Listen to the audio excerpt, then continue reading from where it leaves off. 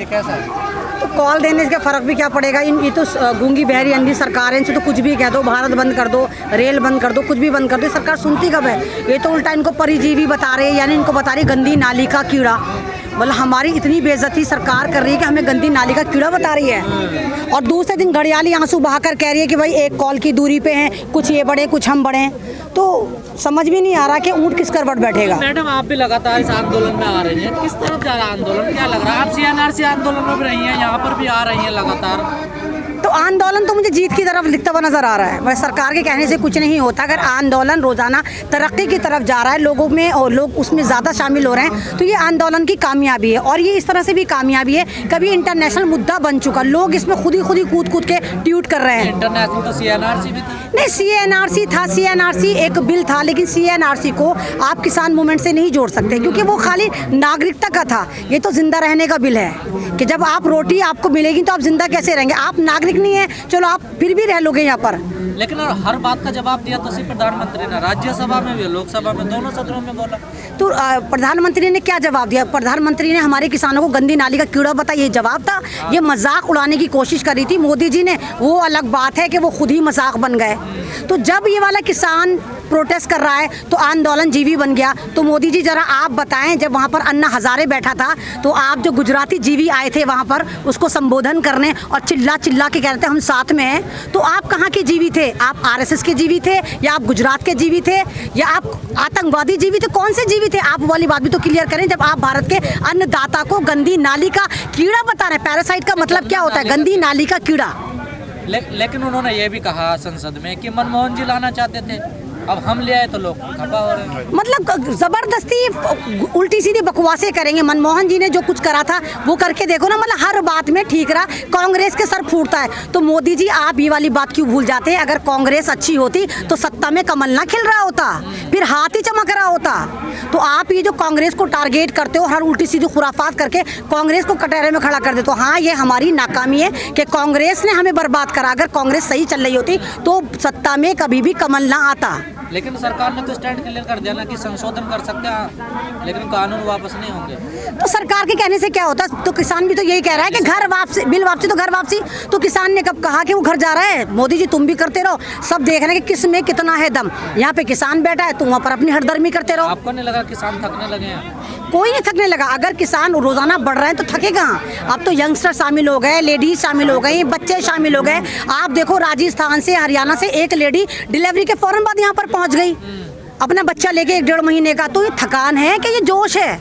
मोदी जी ने कहा कि हम छोटे किसानों को पेंशन भी दे रहे हैं, फसल बीमा योजना दे रहे हैं। मोदी जी सारे काम ट्वीट पर करते हैं, और मोदी जी ने तो इतना जबरदस्त स्ट्रोक मारने की कोशिश करी थी कि ट्विटर पे जाकर कहा कि भाई ट्वीट बंद कर दो। बहुत सारे 1100-1200 ट्विटर हैंडल उन्होंने भेजे, और अमेरिका से क्या जवाब आया कि तुम्हारा बीजेपी का सरकारी कार्यालय नहीं है जिसमें तुमको आगे ठप्पा मार देंगे। हम कोई कार्रवाई नहीं करेंगे, ना सामाजिक कार्यकर्ता पे करेंगे, ना पत्रकार पे करेंगे, ना नेता पे करेंगे। तो जन्नाटेदार तमाचा पड़ा है बीजेपी के मुंह पर ट्विटर की तरफ से। लेकिन रविशंकर प्रसाद कह रहे हैं कि कानून हमारे यहाँ है, आप तो उसके हिसाब से चलना पड़ेगा। तो जिसका कानून जहां पर होगा वहीं तो लागू होगा। आप अमेरिका में भारत का कानून लागू करेंगे क्या? ट्विटर का भारत का है, RSS का ऑफिस का है कि ट्विटर? जो जहां का वहीं तो लागू होगा। इनके कहने पर ट्विटर बंद हो जाएगा क्या?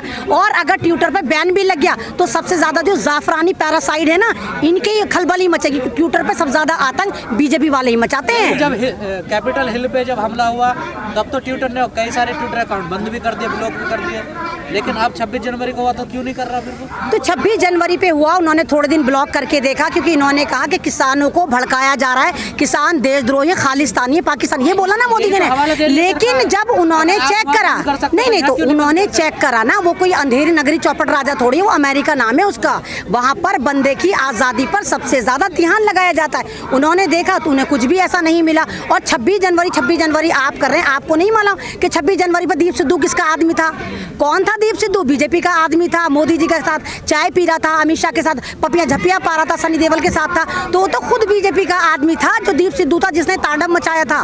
जी, जो कोई ट्वीट आता है हमारे देश के किसानों के लिए, तो विदेश से खास तौर पर जैसे मियां खलीफा है या रिहाना है, तो हमारे देश के कुछ लोग कहते हैं कि इससे देश की बदनामी होती है। और जब ये जो डिजिटल कंगना रनौत यहाँ पर कूद कूद के बकवासें करती है, तो ये नाम करती है हमारा, ये बदनाम नहीं करती। ये 2 कौड़े की औरत, टके टक्कर पर बिकने वाली औरत हमारे भारत को, हमारे भारत किसान को देशद्रोही बोलती है, हमारे महाराष्ट्र को पाकिस्तान से मिलाती, तो वो बेइज्जती नहीं होती हमारी दुनिया में? तो दोहरा मापदंड बंद करें।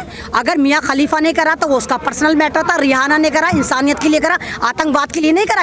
रिहाना ने सिर्फ ये कहा कि कोई किसानों की बात क्यों नहीं करता, तो इतनी मिर्चें क्यों फिर? लेकिन ट्वीट को लेकर सचिन ने तो मोर्चा खोल दिया, लेकिन किसानों के समर्थन में वो कभी नहीं आए 2-2.5 महीने। तो सचिन भी वो ना अपने आप को भगवान समझने लगा, लोगों ने उसको ऐसा भगवान भगवान कहा कि वो सचमुच का भगवान समझने लगा। नहीं तो भगवान बनाने वाले कौन है? आप और हम लोग हैं, और जमीन पे उतारने वाले भी आप और हम लोग हैं। औकात याद तो दिला दी, जैसे वो गफलत से जागा, बीजेपी ने उसकी लात मारी, चल मेरे लिए ट्वीट कर, तो क्या करा? लोग सचिन पे कागज पोत रहे हैं, सचिन के पुतले जला रहे हैं, उसके पोस्टर जला रहे हैं। तो सचिन तुझे जिसने भगवान बनाया था उसने तुझे जमीन में भी मिला दिया, तेरे पोस्टर की राख बना के यूं उड़ा दी, यूं। आज आपने पगड़ी क्यों पहनी है? हम भी खालिस्तानी है ना भाई, हम सरदार हैं, खालिस्तानी टैग हो रहे, तो हम भी टैग हो जाए, हम भी खालिस्तानी हैं। क्योंकि ये मूवमेंट पंजाब से शुरू हुआ था, ये मूवमेंट पंजाब से शुरू हुआ था, खालिस्तानी बनाने चले थे, तो मैं भी खालिस्तानी हूँ। मोदी जी मुझे भी पकड़ के लगा दो। बदनाम कर रहे हैं? नहीं, हम आंदोलन को बदनाम नहीं कर रहे, हम आंदोलन को एक नया अयान दे रहे हैं, एक नया मिसाल दे रहे हैं कि कोई खालिस्तानी नहीं होता। पहले मोदी जी खालिस्तान का मतलब सीखो। खालिस्तान का मतलब होता है बिल्कुल प्योर, शुद्ध। और जिनको तुम खालिस्तानी खालिस्तानी कह रहे हो ना, उत्तराखंड में सबसे पहले यही खालिस्तानी पहुंचे हैं, खालसा एड पहुंची है वहाँ पर लोगों को बचाने। लेकिन क्या लग रहा है अब आगे क्या करें? क्या करेंगे भाई? ये प्रोटेस्ट कामयाब है, 3 महीने हो गए हैं। जैसे अंग्रेज़ों को भगाने में हमने बड़ी मेहनतें करी थी, बड़ी कुर्बानियाँ दी थी, तो ये भी ढिट्टे काले अंग्रेज़ हैं, इतने आराम से तो नहीं जाएंगे ये। नहीं, ये अंग्रेज़ हैं, ये काले अंग्रेज़ हैं, ये सारे जाफरानी पैरासाइड हैं जो नागपुर की नाजायज़ औलादें हैं। ये अंग्रेज़ों से सीखे हुए हैं कि किस तरह उन्होंने हमारे पे गुलामी करी थी। तो इन जाफरानी पैरासाइड को हमें भी आता है कि किस तरह इनको भगाया जाए। हम तो कुछ नहीं कह रहे, हम तो आराम से बैठे सड़कों पर। भगाओगे कैसे? जनता तो वोट दे रही है। तो जनता वोट दे रही ना, अभी देखिए कि अब तो जनता वोट नहीं दे रही, जनता सारे के सारे जो वोटर थे किसान वोट थे ना। अब एक देखिए, आप ये देखिए, कोई भारत का एक किसान थोड़ी है, सिर्फ पंजाबी किसान थोड़ी होता है। 95 करोड़ किसान हैं भारत में जो खेती किसानी से जुड़े हुए हैं। अगर 95 करोड़ों का मत्था घूम गया, मीटर घूम गया या फ्यूज उड़ गया, तो बीजेपी कहाँ गई, कमल कहाँ गया, कोई याद नहीं रखेगा उसको। लेकिन ऐसा होगा नहीं ना? ऐसा होगा, ऐसा होगा। आप नेगेटिव बात मत करिए, आप होगा, लोग कह रहे हैं। अब आपने टकैत साहब को पैरासाइट बता दिया, आपने कह दिया टकैत साहब राजनीति कर रहे हैं। आप इस चक्कर में किसी भी तरह गाजीपुर का मूवमेंट खत्म कर दें, ताकि बाद में आप सिंगू बॉर्डर को आराम से खालिस्तानी बता दें, तो ऐसा नहीं होगा। ये तमाम लोग जज्बे से बैठे हैं, इस वक्त जमीन बचा रहे हैं ये ये लोग। भी तो सच्चाई है, 1 महीने भूल जाती है सब कुछ। अब के नहीं भूलेगी, अब के नहीं भूलेगी। ये दफा 370 नहीं है, ये 3 तलाकों का मामला नहीं है, ये रोजगार का मामला नहीं है, भारत की रोटी का मामला है। लेकिन मोदी जी ने एक बात और कही कि कुछ कानून ऐसे हैं जिसकी जनता ने डिमांड नहीं करी। जैसे आप कह रहे हैं कि हमें जरूरत ही नहीं है इन कानूनों, तो हमें दे क्यों रहे हैं? जैसे उन्होंने कहा दहेज प्रथा, बाल विवाह की बात करी, सती प्रथा की बात करी, लेकिन सरकार ने फैसले लिया और उन कानूनों को लाए, और वो ऐतिहासिक। एक बात बताइए, क्या लड़कियां जहेज के लिए नहीं जल रही? बहुत जलती हैं। बाल विवाह नहीं हो रहा, जाकर देखिए जयपुर में नहीं होता, राजस्थान में। तो सिर्फ फर्जी बनाए। आपने कहा था बेटी बचाओ बेटी पढ़ाओ, बेटियां बची, कोई कदम नहीं उठाया। बीजेपी सिर्फ मलाई खाती, कुछ नहीं करती है। जो बिल ऑलरेडी लगे रहते हैं, अपनी सत्ता में आने के बाद उनको नोटिफाई कर देती है और कहती है हमने करा। इसने सिवाय बर्बादी के कुछ नहीं करा। गाय गोबर, मंदिर मस्जिद, तीर त्रिशूल तलवार, यह है बीजेपी का विकास, इसके अलावा कुछ नहीं है। मोदी जी काफी दाढ़ी बड़ी हुई है आजकल। तो इसके अलावा दूसरा जो उनका सबसे बड़ा पॉइंट है, वो हर 2-3 महीने में रोने लग जाते हैं। वो तो बेचारे रविन्द्रनाथ टैगोर बनने चले थे, वो बात अलग है कि बलात्कारी आसाराम बाबू बन बैठे। 19-20 का भी मामला नहीं हुआ, 101% है ना। और वहां पर जाकर बंगाल में झूठ का जनरेटर धुआं छोड़ रहा है मोदी, हम ये करेंगे, हम वो करेंगे। अबे उत्तराखंड में तो देख ले क्या हो गया, वहां तो जाकर कुछ कर ले। वहां पर झूठ का जनरेटर है ये मोदी जो है, और धुआं छोड़ रहा है कि हम बंगाल के लिए ये करेंगे वो करेंगे। तो ये ड्रामेबाजी है और कुछ नहीं है। इसके आंसू भी ऐसे ही हैं जैसे फिल्म एक्टर करती है ना, ग्लिसरीन लगाया रोना शुरू कर दिया। तो ये एक तरह का जोकर बंदा है जो हमें मदारी टाइप का है, जो भारत की जनता को बेवकूफ़ बनाता। लेकिन अब नहीं बनेंगे, सब जाग गए।